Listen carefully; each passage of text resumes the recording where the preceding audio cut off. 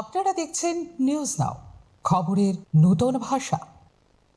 সিপাহীজলার সংরক্ষিত বনাঞ্চলে অজ্ঞাত পরিচয় ব্যক্তির পচা গলা মৃতদেহ উদ্ধারকে ঘিরে চাঞ্চল্য ছড়িয়েছে এলাকায়। বুধবার গভীর জঙ্গলে ভেতর থেকে উদ্ধার হয় এই মৃতদেহটি। বনাঞ্চলে পেট্রোলিং করতে গিয়ে বনরক্ষীদের নজরে আসে দেহটি। ঘটনার খবর পেয়ে দ্রুত ঘটনাস্থলে পৌঁছায় বিশালগড় থানার পুলিশ। প্রাথমিকভাবে দেহটির পরিচয় জানা যায়নি। মৃতদেহটি বেশ কিছুদিন আগের হওয়ায় পচন ধরেছে, ফলে পরিচয় শনাক্ত করতে সমস্যার সম্মুখীন হচ্ছে তদন্তকারী দল। কিভাবে সিপাহীজলা অভয়ারণ্যের মতো সংরক্ষিত ও সুরক্ষিত বনাঞ্চলের গভীরে কোনো ব্যক্তি প্রবেশ করলো এবং এই ক্ষেত্রে অভয়ারণ্য কর্তৃপক্ষের নজরদারি ব্যবস্থা নিয়ে প্রশ্ন তুলেছে অনেকেই।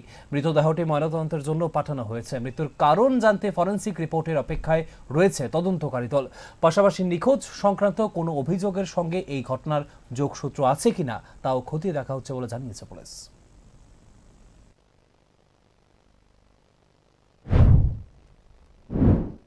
আমরা রোজ ওয়াইল্ড লাইফ ওয়ার্ডেন স্যারের আদেশ মোতাবেক এদিকে পেট্রোলিং করতে আসি। পেট্রোলিং করতে করতে যখন সামনের দিকে আগাই তখন হঠাৎ আমার এক স্টাফ অজিত দেব বর্মা ওই দিকে দেখতে পাই একটা লাশের মতো কি যেন।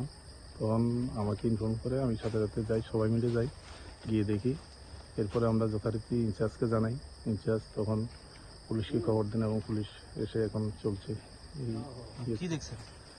লাশের মতো দেখছি, কিন্তু কি এটা ক্লিয়ারলি আমার ধারণাতে নেই। আমরা দেখতে পারলাম মানে বডিটা একদিকে, মাথার আরেক দিকে। কি মনে হচ্ছে আপনার এটা দেখতে? এটা তো একটা লাশের বডি মনে হচ্ছে। সিপাহীজলা চিড়িয়াখানার যে রোডটা, এই রোডের থেকে কত কিলোমিটার ভিতরে জঙ্গলটা? ন্যূনতম আমার ঠিক আইডিয়া নাই, অ্যাপ্রক্স 2 কিলোমিটার।